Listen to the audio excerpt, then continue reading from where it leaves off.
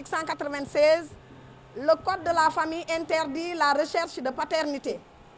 L'établissement de la filiation paternelle est interdit à tout enfant qui n'est pas présumé issu du mariage de sa mère ou n'a pas été volontairement reconnu par son père, exception faite des cas prévus par l'article 211.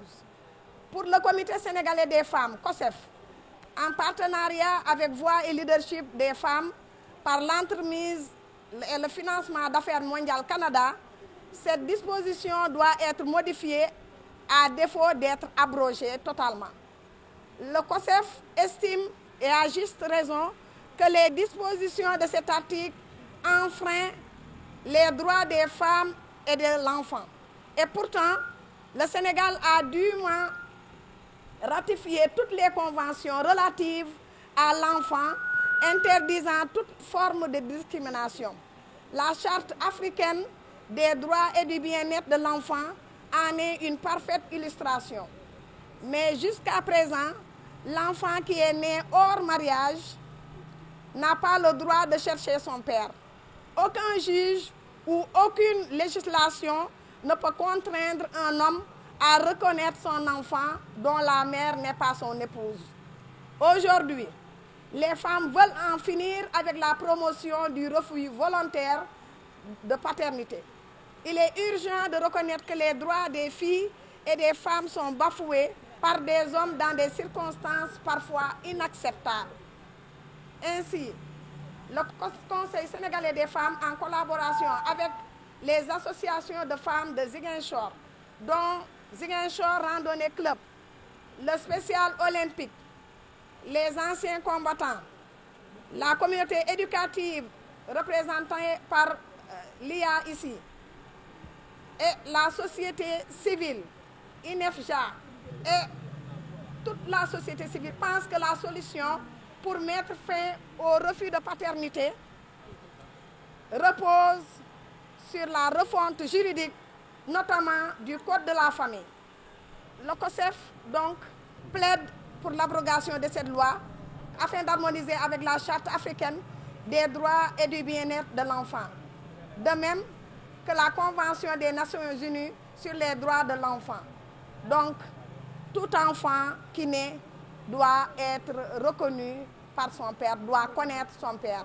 Merci beaucoup. Fait à Ziguinchor le 28 janvier 2023. Je voudrais d'abord dire que j'ai bien écouté et entendu les préoccupations exprimées ici par Madame Fall, présidente du COSEF régional, consigné dans le mémorandum ici qui m'a été remis tout à l'heure. Je me ferai le devoir et l'obligation de les porter à la connaissance de qui de droit. Ceci dit, je voudrais juste ajouter que la problématique qui est soulignée ici, c'est-à-dire le refus de paternité, nous importe beaucoup au niveau de l'éducation parce que ce refus de paternité fait partie des causes de déperdition scolaire. En ce sens qu'il impacte déjà, sinon il vient corser l'épineuse question de l'état civil qui est déjà compliqué avec les enfants qui ont une maman et un père. Et il nous est arrivé de perdre des élèves, tout simplement par stigmatisation ou tout simplement parce que ces enfants ont des problèmes d'état civil.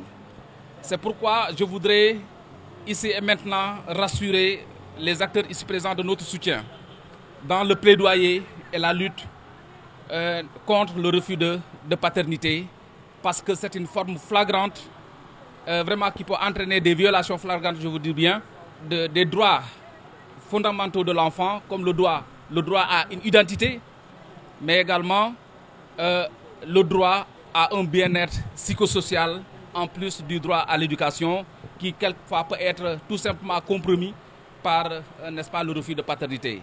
Donc c'est ce que je voulais dire et vous assurer vraiment du soutien et de l'appui, de l'accompagnement des autorités scolaires à tous les niveaux, n'est-ce pas, dans ce combat, n'est-ce pas, contre le refus de paternité.